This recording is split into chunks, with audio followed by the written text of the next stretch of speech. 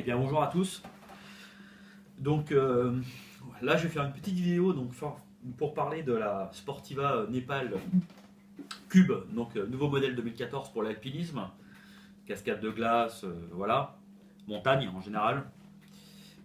Et également de sa petite sœur, la Trango Cube GTX Gore-Tex, forcément. Voilà, donc je vais commencer par la première. Donc je voulais faire cette vidéo tout simplement parce on trouve rien comme vidéo sur cette chaussure. Donc on trouve quelques photos, quelques avis non objectifs de la marque. Pas forcément objectifs, hein, ils vendent leurs produits. Hein. Voilà, donc moi je les ai, donc elles sont toutes neuves, hein, donc je suis désolé, j'ai pas encore eu l'occasion de partir en montagne avec. Mais déjà, je peux en parler un petit peu. Donc déjà je les ai essayées. Donc c'est un chausson toujours aussi précis, large, plutôt large. Parce que moi j'ai le pied très large. Et j'y suis plutôt pas mal. J'y suis plutôt bien. Donc une légèreté incroyable. Je crois que la Sportiva, pour 2014, ils ont travaillé vraiment, ils ont fait de gros efforts donc sur ce problème de poids, donc hein, pour les deux modèles. Hein. Donc chaussures très légères. Hein. À comparer, j'ai les Nepal Trek, chaussures qui me paraissent presque plus lourdes. Hein.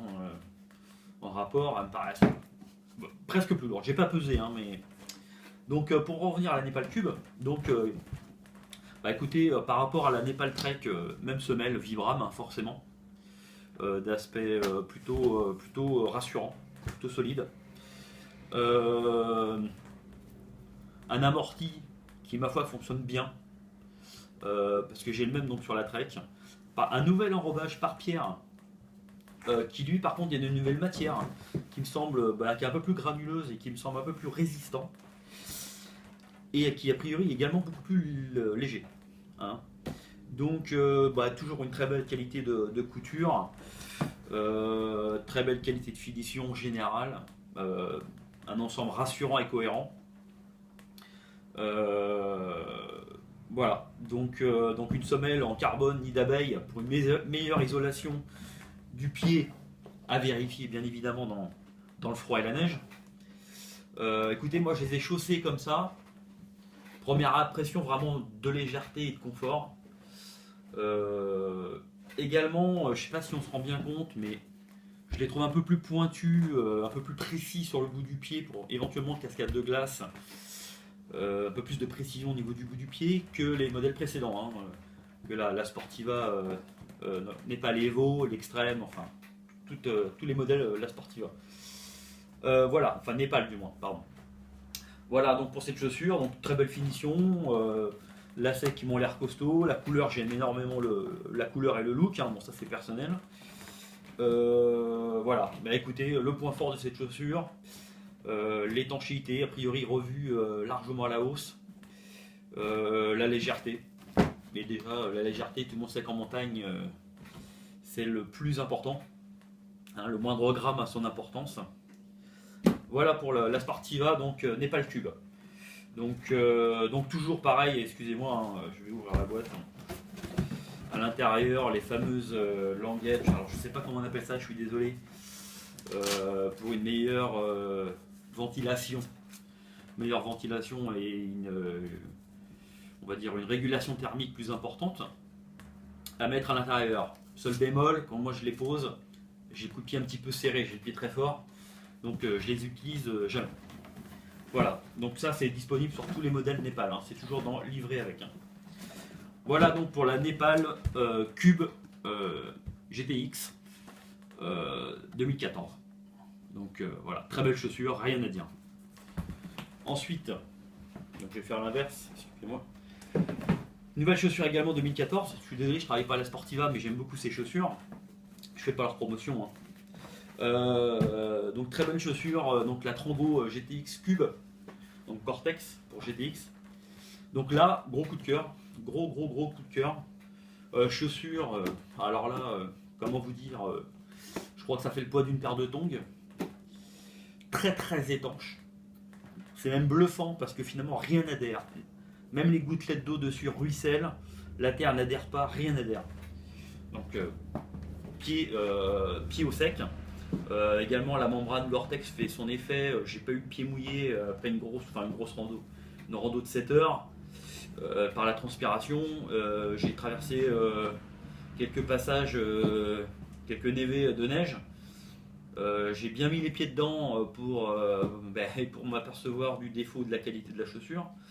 Ce qu'il en ressort, c'est que la chaussure est très étanche. Encore une fois très légère, mais ça je l'ai déjà dit.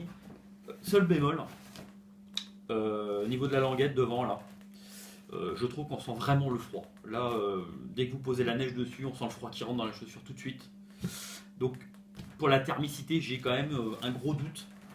Je pense que c'est une très bonne chaussure d'alpinisme estivale et dans des conditions, on va dire, clémentes. Voilà, cherchez mon mot. Donc par contre, pour marcher avec, c'est tout simplement magnifique. Et le poids vraiment, comment vous dire, on les sent pas quoi. En comparaison avec mes Népal donc Trek Evo, qui sont également des très bonnes chaussures, hein, je ne critique pas. C'est vraiment la comparaison, c'est de passer d'une paire de sandales à une paire de chaussures de ski. Hein. C'est-à-dire que là vous avez les sandales, là vous avez la paire de chaussures de ski. Donc autant vous dire que le poids vraiment est pas du simple au double, mais c'est vraiment impressionnant.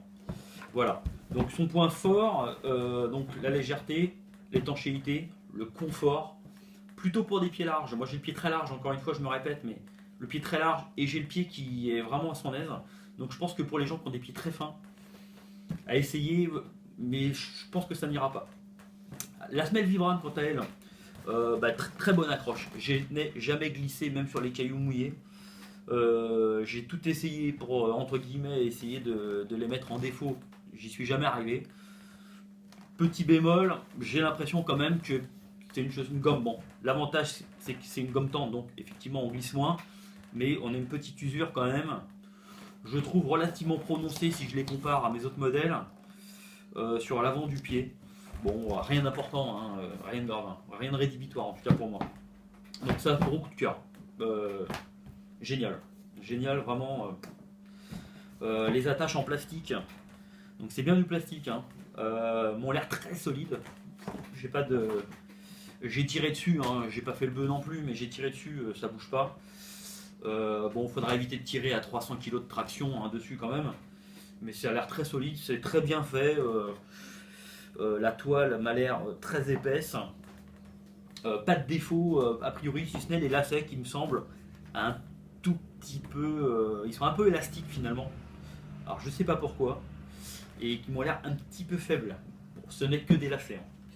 Voilà, mais sinon, ma grosse révélation en termes de chaussures d'alpinisme. Voilà. Donc pour la Népal Cube, je vous en dirai un peu plus d'ici un mois. J'aurai eu l'occasion de les tester donc, sur la voie royale du Mont Blanc. Donc j'aurai plus de retours à ce moment-là. Et donc celle-ci, très belle chaussure. Et également la Népal Trek, j'en ai peu parlé. Népal Trek Evo Gore-Tex, très bonne chaussure. Jamais eu le pied mouillé. Peut-être un peu rigide pour le trek. Pourtant elle est donnée pour le trek, mais moi je la trouve quand même très rigide. Autant que la Népal Cube. Et également très rigide la Sportiva, mais on la ressent moins parce qu'elle est très légère et très très rigide. Voilà, donc des semelles quand même relativement rigides. Donc forcément décramponnables, hein, toutes. Donc en semi-auto ou en auto. Semi-auto pour la Trango Cube, la Népal Trek, et complètement cramponnable avant-arrière sur la Népal Cube. Voilà, bah écoutez, je crois que j'ai tout dit. Si vous avez des questions, n'hésitez pas, hein, allez-y mollo sur les réflexions. Je suis prêt à tout entendre, il n'y a pas de problème. Voilà, écoutez, n'hésitez pas si vous avez des questions à me poser. Et je pense que je referai une autre petite vidéo sur les Népal Cube après ma saison avec. Voilà, je vous souhaite à tous et à toutes une bonne journée, des bonnes randonnées, des beaux sommets et une très belle saison. Allez, à bientôt. Ciao.